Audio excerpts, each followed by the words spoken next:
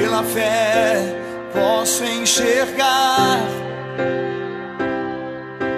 pela fé posso tocar, pela fé, pela fé.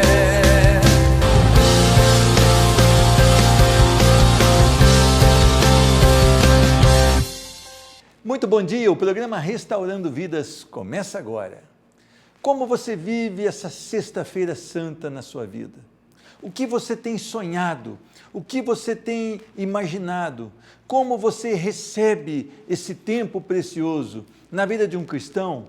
Esta é a data mais importante, a celebração mais importante, Semana Santa, onde na sexta nós comemoramos ali o tempo em que Jesus se deu em nosso favor, Ele morreu por nós. E no domingo, a ressurreição de Cristo Jesus, que nos garantiu que um dia nós estaremos também ressurretos na glória do Senhor. Isto, aqueles que crerem.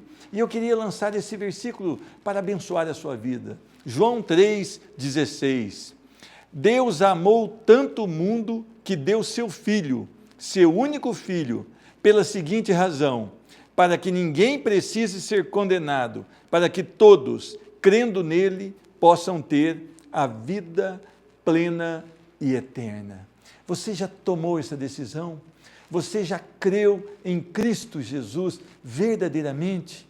Talvez hoje um dia em que os corações estão mais comovidos, mas é um tempo especial para uma decisão séria, uma decisão profunda, uma decisão que pode mudar toda a sua história pelos séculos dos séculos. Creia em Cristo Jesus e será salvo, tu e a tua casa, em nome dele, Jesus Cristo. Eu quero conversar hoje com o Israel. Israel, ele tem uma história fantástica de conversão. Vamos passar então a essa entrevista.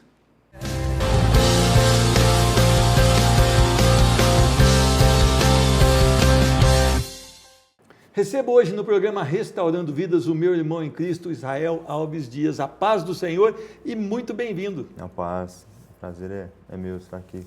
Israel, natural de Itajubá. Itajubá. Há quantos anos em Poços de Caldas? 14 anos. 14 anos. 14 anos. E quando você veio para Poços de Caldas, você veio para trabalhar?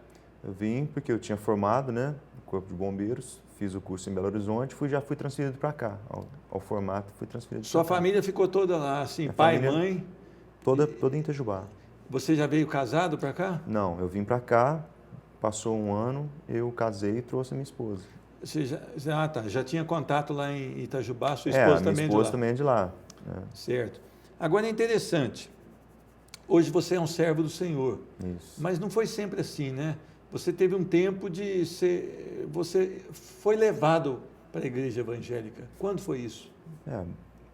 Mais ou menos entre 6 anos. Eu tinha uns 6 anos. A minha mãe, ela não era evangélica e ela foi convidada também por uma vizinha.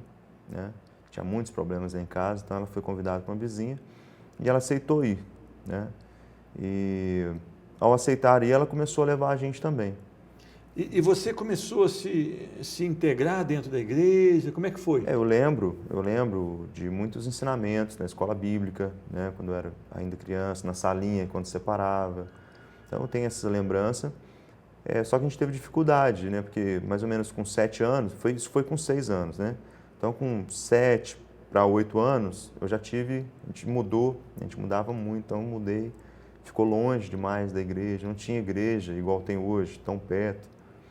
E a gente teve uma dificuldade e passou um tempo sem a igreja.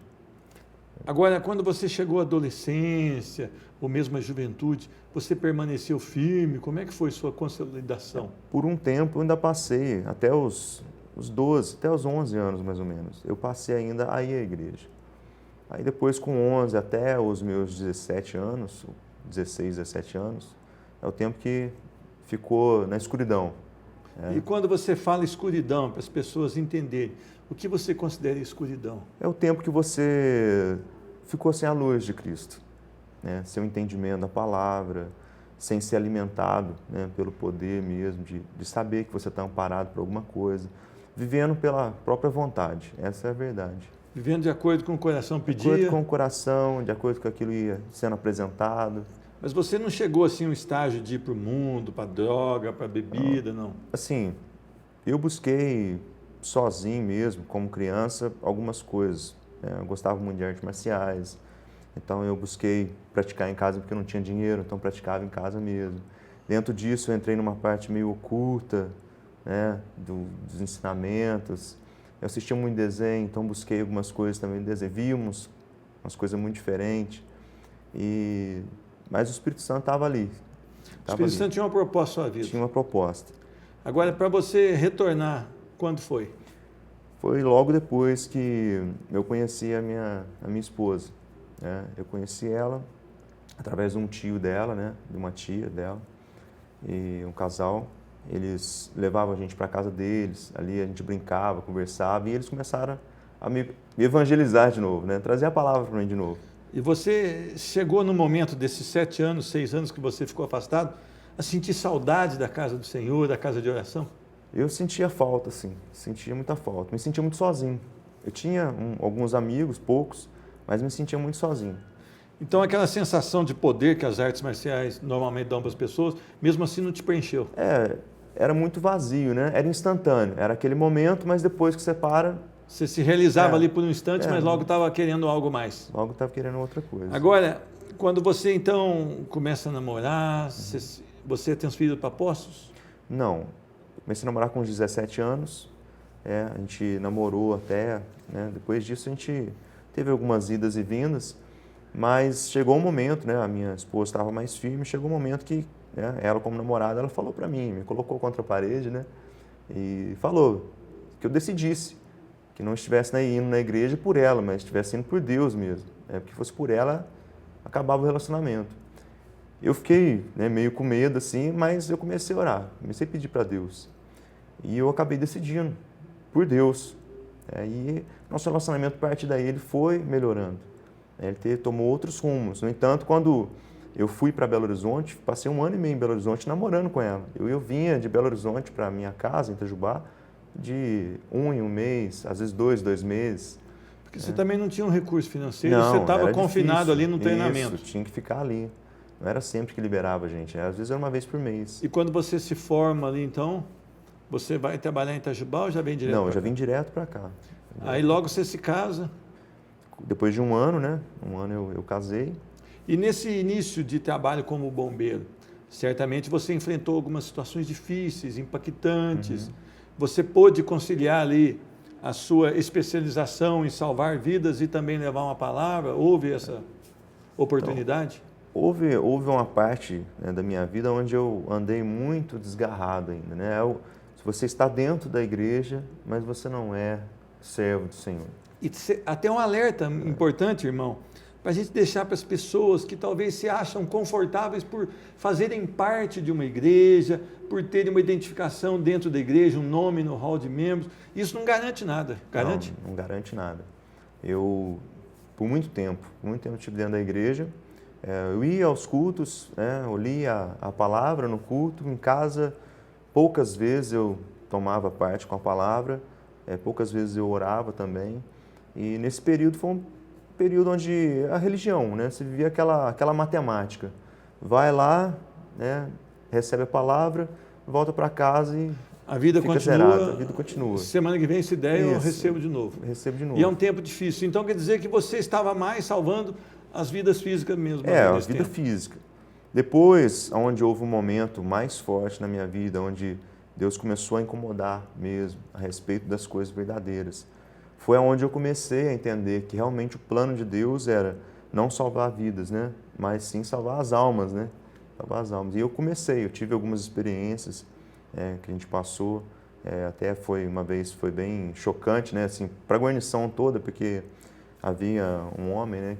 A princípio estava possesso, ele falava muitas coisas, declarava muitas coisas e fomos para o hospital assim, ele estava muito agressivo, tinha hora que ele parava, falava, tinha hora que ele se tornava muito agressivo.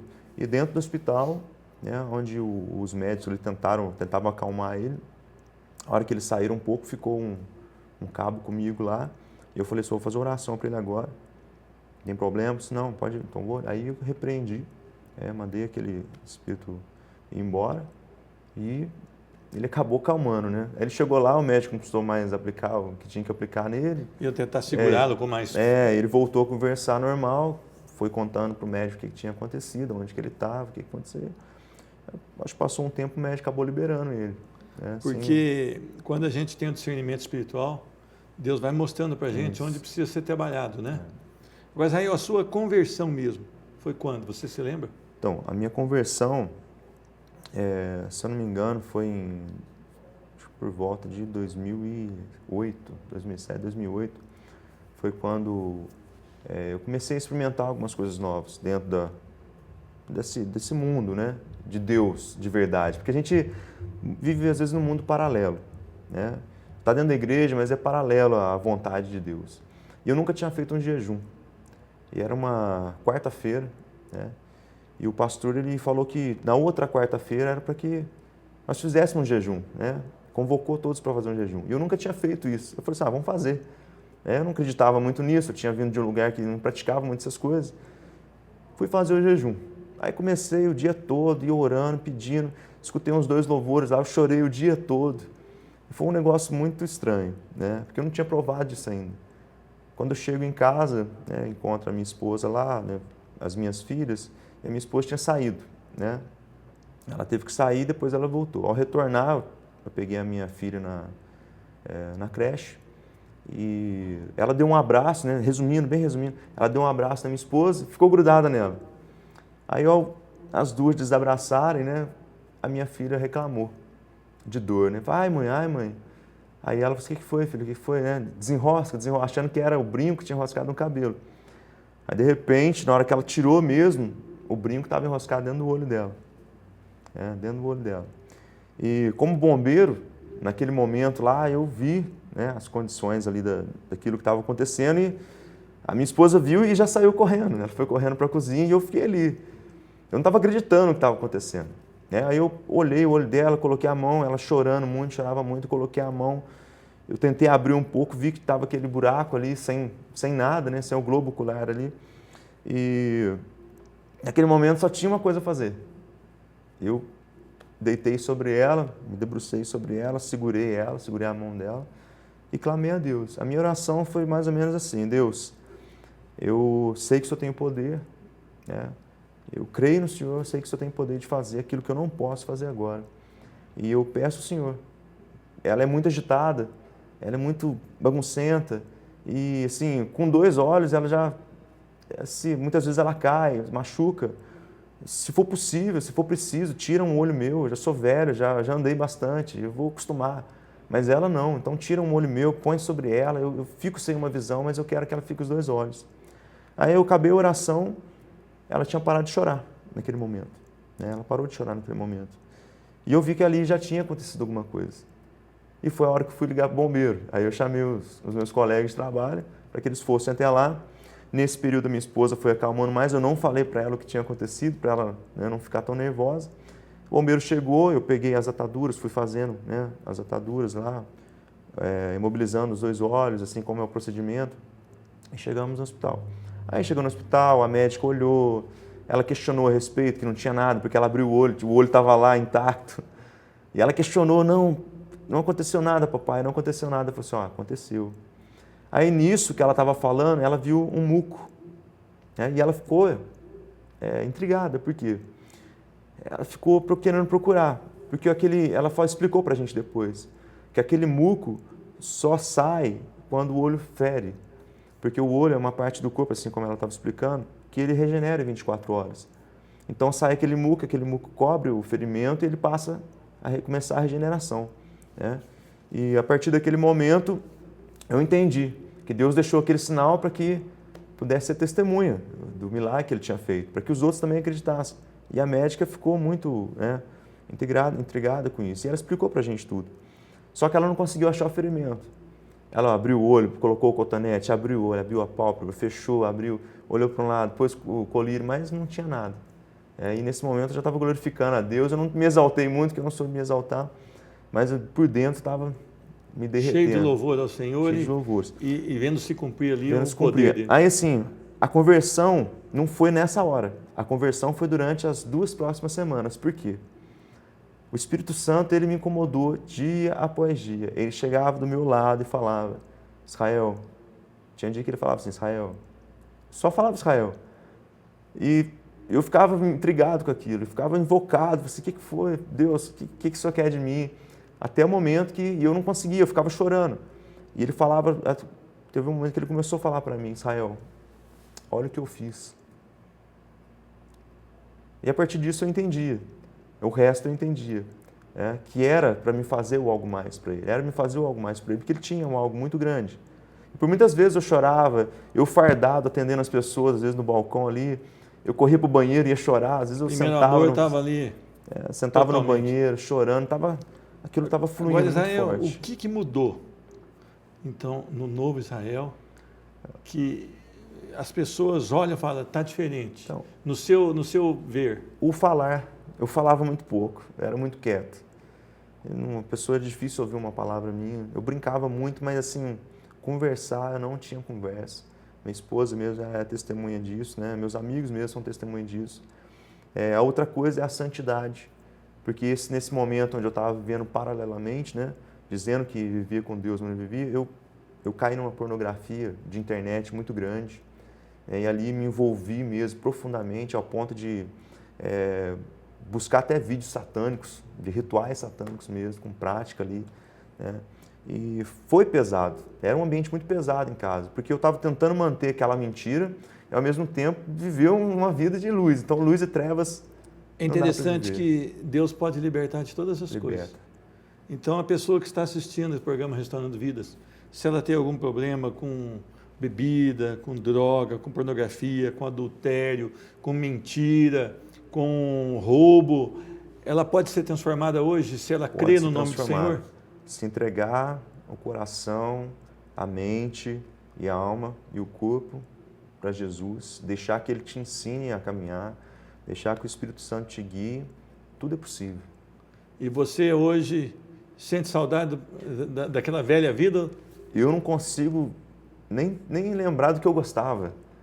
É difícil falar isso, mas as pessoas perguntam do que você gosta, do que você gostava. Eu falo assim, eu não sei, com a paz da virada. Porque a minha vida passada, ela foi assim, muito escura, né? Muito sem Deus. Então, como é que eu posso gostar de alguma coisa no passado? É difícil falar, né? Então, eu não consigo nem identificar o que eu gostava do tempo. E o Espírito Santo preenche o coração também. Totalmente. Não tem assim. E expulsa, né, aquelas coisas. Ele lança fora, lança o que é ruim, ele lança fora e ele traz coisas novas. Então, você começa a provar de um poder assim, que as pessoas normais não provam. Eu tenho, além desse testemunho, tem outros testemunhos, né? Muito fortes na nossa vida. Então, você vê que Deus, a cada dia, Ele vai te sustentando. Vale a pena ter Jesus como Senhor? Vale a pena. As pessoas ficam preocupadas, mas eu vou ter que deixar disso, vou ter que deixar daquilo, e o que você ganha é muito maior. Você é infinitamente maior. É infinitamente podemos maior pensar. Do que a gente pode pensar, do que a gente pode sonhar, planejar, imaginar. Não tem medida. Amém. Israel, eu queria te agradecer, muito obrigado, que Deus continue usando a sua vida, Amém. Da sua família, para louvor da glória dele. Amém. Amém? Amém. Eu conversei com Israel Alves Dias e o programa Restaurando Vidas volta já já.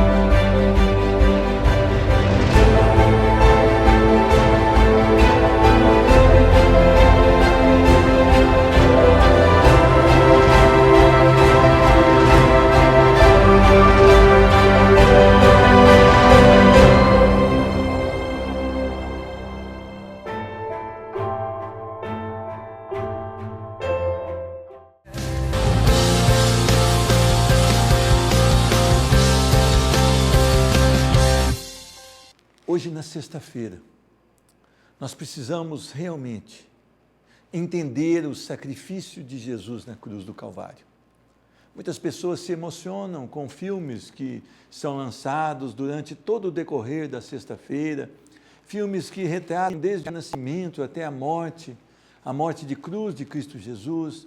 Algumas pessoas se emocionam, algumas pessoas comentam, outras ficam em silêncio, todas têm uma reação. Mas a melhor reação que você ter nesse exercício é entender que Jesus Cristo, esse que aparentemente está fragilizado, derrotado numa cruz, ele é sim o vencedor. Ele é o vencedor porque ele veio justamente para subir a cruz e morrer, para que eu e você tenhamos a oportunidade de salvação.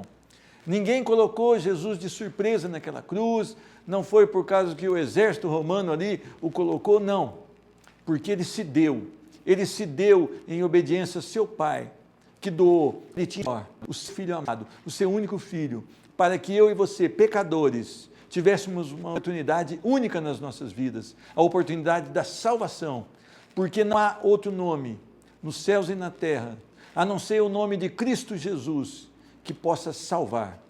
Eu quero ler um texto que se encontra em Lucas capítulo 23, a partir do versículo de número 36. Os soldados também começaram a zombar e deram vinagre para ele beber, dizendo: quer dizer que você é o rei dos judeus?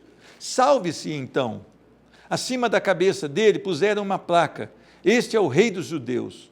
Um dos criminosos crucificados ao seu lado blasfemava: que bela espécie de Messias é você, salve a você mesmo e a nós também.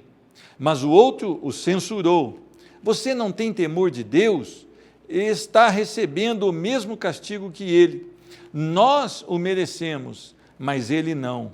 Ele não fez nada para merecer isto. Então ele disse: Jesus, lembre-se de mim quando entrar no reino. Jesus disse: pode ter certeza, hoje você irá comigo para o paraíso. Amém? Vamos orar. Senhor Deus, muito obrigado.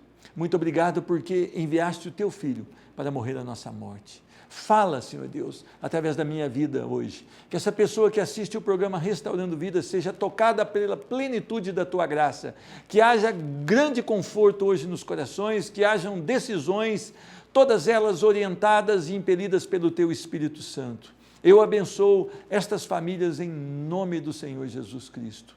Amém. Interessante isso.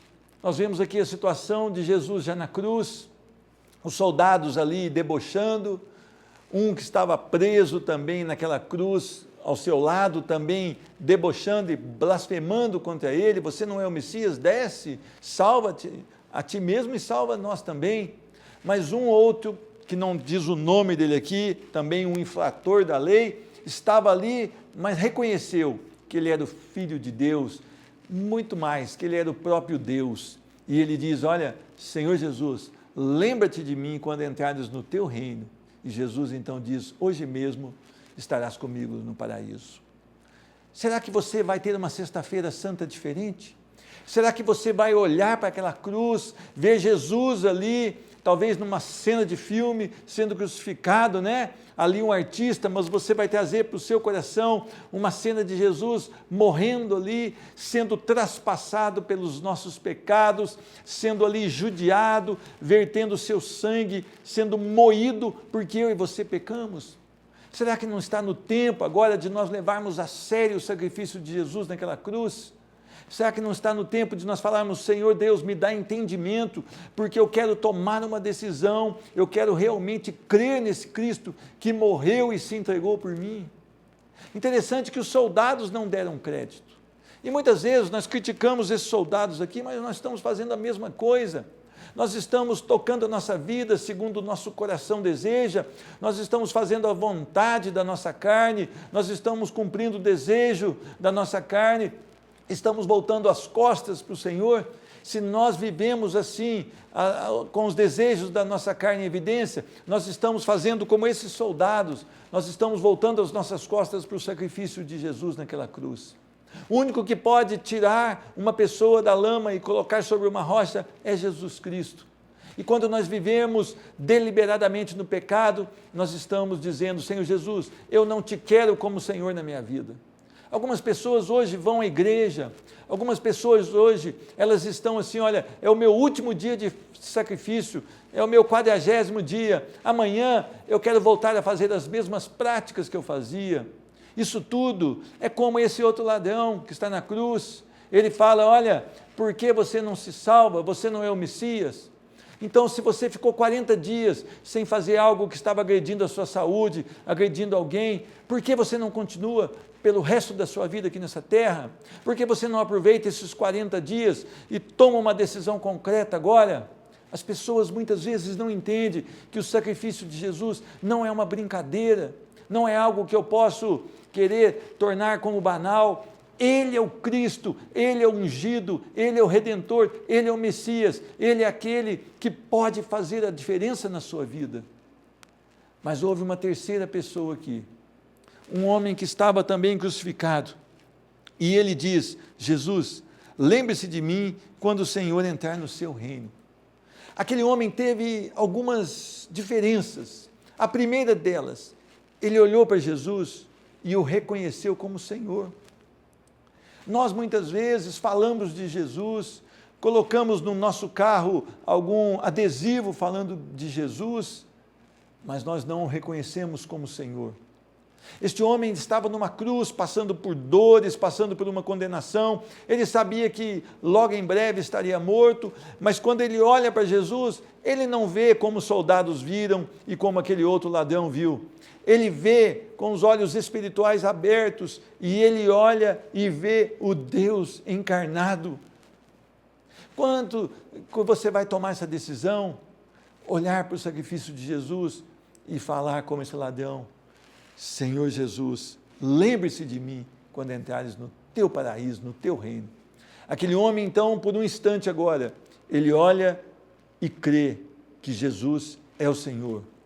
Segundo, ele se arrepende da sua condição. Este homem, ele tem uma decisão muito rápida ali. Ele estava perto da morte, nas próximas horas a morte o alcançaria, mas ele toma uma decisão, ele pede ali no seu coração que o Senhor o perdoe. Ele se arrepende, a sua vida agora é movida por um novo estilo. O arrependimento traz a uma pessoa verdadeiramente um novo estilo, um novo padrão de vida. Este ladrão agora, ele entende que a vida como ele levou até aquele momento não tinha nada para dar para ele de bom. E ele olha para Jesus, se arrepende, e ali ele faz uma confissão pública de fé: Senhor Jesus, eu te reconheço como Senhor. Lembra-te de mim quando entrares no teu reino. O Senhor Jesus não quer saber como foi sua vida até agora.